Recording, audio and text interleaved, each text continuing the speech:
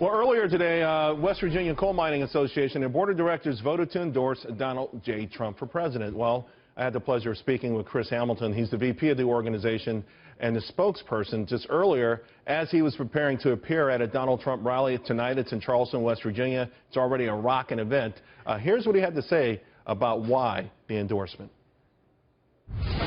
All right, Chris Hamilton, you got a big crowd there. It looks really exciting. But the real excitement started earlier today when your association endorsed Donald Trump for president. Tell the audience why. Well, we believe Donald's the right choice here to lead our country and our energy industries forward. There's no question about it. He just represents, he wants to bring the country back again. Obviously, he wants to bring West Virginia mining back as well as our other energy industries. So we're fully supportive of that and really appreciate the mission he's on. And conversely, of course, with Hillary Clinton and, of course, the Obama administration, for President Obama not only declaring war on your industry, but being quite successful. You know, I looked at your chairman, your first vice president, your second vice president, the secretary.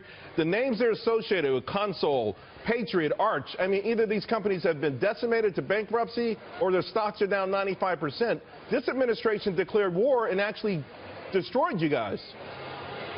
Well, they've carried it out very effectively. Since this president's taken office, we've lost half of our mining jobs, about 13,000 mining jobs, another 50,000 indirect jobs around our state. And the same's true with Southwest Virginia, Southeast, Eastern Kentucky. So he's carried out the mission. As you correctly point out, the other candidate for president, Hillary Clinton, has indicated very publicly and clearly that she's going to double down and carry through on President Obama's energy programs. What do you make of the notion that in that one now infamous speech where she seemed to be actually gleeful about the notion of getting rid of more coal jobs? And then, of course, she's come back since then saying, well, it was misspoken or mistaken, and that they want to find ways of trying to retrain people in your area.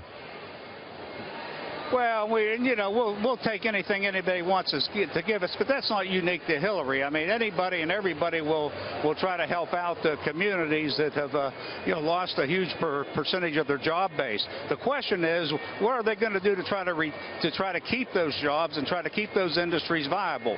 And I think that's the difference. That's where you separate the national Democratic energy plan and the national Republican energy plan.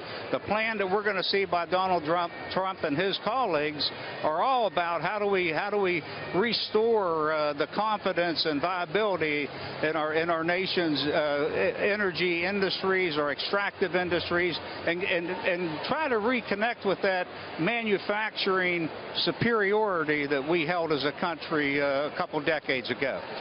Now, I get the overall fossil fuel energy plan, and of course I think it's been a remarkable godsend, actually, but there's a portion of that natural gas component.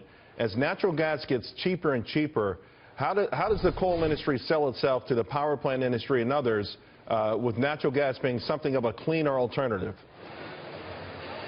Well, we're a competing fuel with natural gas in a lot of regions and certain marketing structures, but then there's other structures where that competition does not exist today. We welcome competition, we welcome free trade, and with all things equal, we think coal-fired electricity, as clean as it is today, is very cost competitive.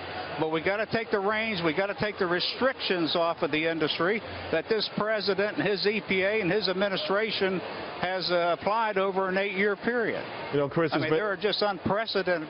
No, you're right. It's to your point. What this president did probably could have happened with the natural curve that comes in business over a multi-decade period, and you guys have borne the brunt of it. America really does mourn for you because it's a great American industry, and I hope you guys do bounce back. And I really appreciate you taking time out. I can feel the electricity here, so go and enjoy the rally, Chris, and we appreciate it. Chris Hamilton.